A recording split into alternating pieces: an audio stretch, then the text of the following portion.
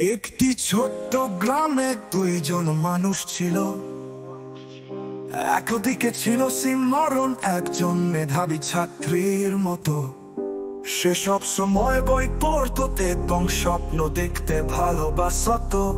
অন্যদিকে ছিল আকাশ, একজন সৃষ্টিশীল কারিগর, যিনি তার হাতের কাজের মাধ্যমে বিশ্বকে রঙিন করতে পছন্দ করতেন।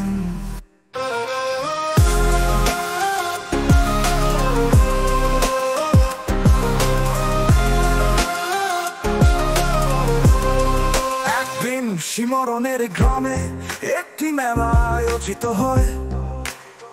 মেলার অনেক দিকেই রং বেরঙের স্টল সাজানো হয়েছিল, কিন্তু সিমরন তার চোখে পড়ল একটি ছোট্ট স্টল, যেখানে আকাশের হাতে তৈরি বিভিন্ন রঙিন ক্যান্ডেল সাজানো ছিল। সিমরনের চোখে যেন কোনো ম্যাজিক ঘটল। সে সেখানে গিয়ে একটি ক্যান্ডেল কিনলো, কিন্তু সে জানতো না যে এই ক্যান্ডেল তার জীবনে একটি নতুন অধ্যায়ের সূচনা করবে।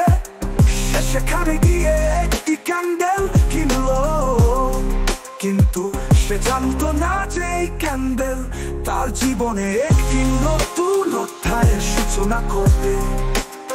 ক্যান্ডেলগুলির রং নিয়ে সিমরন জানতে পারলো আকাশ ক্যান্ডেলগুলি।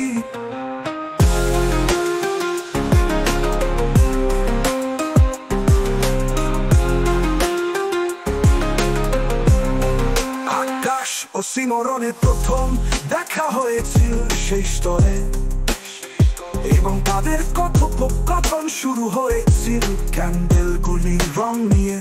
সিমরন জানতে পারলো আকাশ ক্যান্ডেলগুলি প্রতিটি রঙের মধ্যে বিশেষ কিছু গল্প বা অনুভূতি তুলে ধরার চেষ্টা করেন। সিমরনের কৌতূহল বাড়তে লাগলো এবং তারা একে অপরের প্রতি আগ্রহী হয়ে উঠল। দিন যেত এবং সিমরনও আকাশ নিয়মিত দেখা করতে লাগলো।